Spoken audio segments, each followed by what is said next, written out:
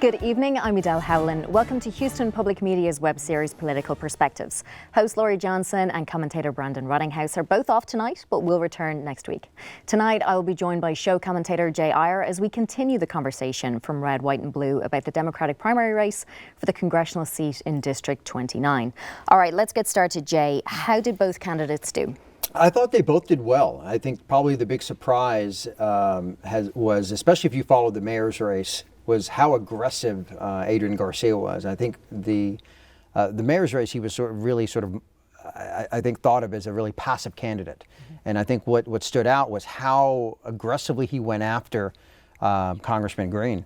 And the congressman showed his knowledge, his time in office, and his understanding of the issues. But I think probably to me at least, what stood out was how aggressive Garcia was towards trying to attack him. Now, well, speaking of the issues, did you get a sense that you were listening to them discuss education, immigration policy, the energy industry here and regulation in Houston and in Texas, but did you really get a sense that, okay, they spoke about something that was really concrete?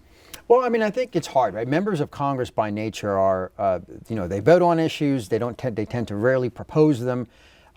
Both members, whoever wins, will be in the minority, likely, in 2016, or when they take office, rather, in 2017. And so really it was more about trying to establish what your position is and who is going to be really more progressive, more liberal. Garcia sort of took a position where no matter what issue Congressman Green took, he was going to take the more liberal position. So income inequality, when it came to a comprehensive immigration reform, whether it came to the energy industry in particular, I think they spent a lot of time talking about the environment and who was more environmentally friendly. And that became a big flashpoint for them. Yeah, there was a big discussion about renewable energy exactly. and Congressman Green, how he's voted on such things. Do you get a sense, though, that out of that discussion that, it's clear who people would perhaps vote for or maybe decide that they wanted a change or go with the same old Congressman Green, Well, I mean, Congressman Green's been, I think, by and large, well-liked, well-respected, both in Washington, D.C. and locally. He's been here for a very long time, or about 23 years in office. What Adrian Garcia is trying to argue is that there is a reason to change. And so he's trying to provide that reason by highlighting a series of issues and creating, I guess, stasis, conflict, however you want to call it. And that's the question.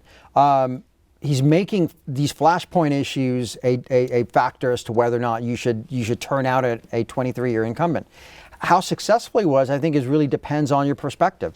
Labor, more working class Democrats, more conservative Democrats, I think clearly are going to align with Congressman Green.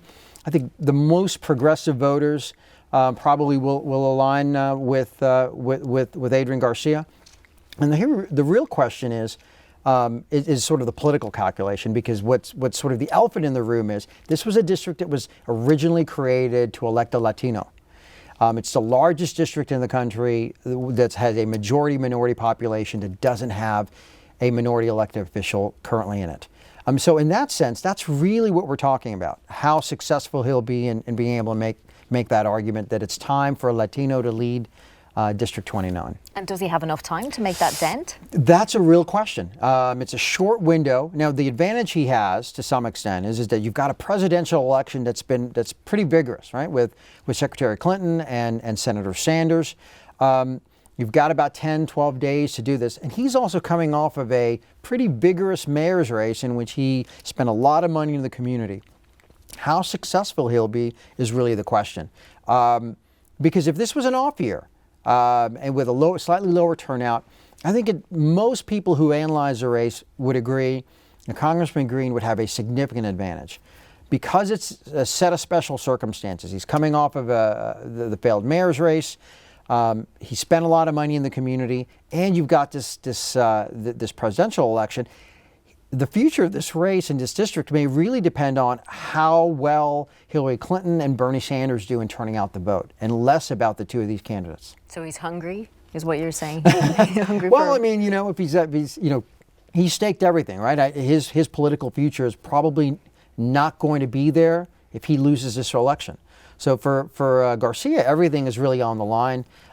Green, I think, Congressman Green has a 23-year record of what he thinks is, and I think what most people would agree, are solid accomplishments. Whether that's enough to hold on to a race where the demography works against him is really going to be about what the turnout looks like.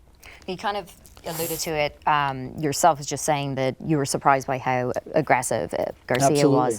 was. Do you get a sense that there was a clear winner in this debate? Well, I mean, it depends on how you judge winner and loser, right? I mean, in the sense that I think both candidates did what they had to do. Garcia had to be an aggressor. He did that. He did it in a way, I think, that surprised a lot of us who watched it, in that he wasn't, if you know him, that's not his natural tendency. Congressman Green showed that he knew the issues, he understood the issues, and he was competent, and sort of earned his time in office. So, you know, I think like what we'll see, the results, this was pretty close, pretty much a tie. They both accomplished what they needed to accomplish. So we'll have to wait and see on We'll March 1st. have to wait and see. Yeah. Thank you, Jay. Thank you. Thank you for watching the program. Remember to log on to houstonpublicmedia.org/perspectives every Friday night at 8 p.m. following the 7:30 broadcast of Red, White and Blue. Thanks so much for watching. See you again next week.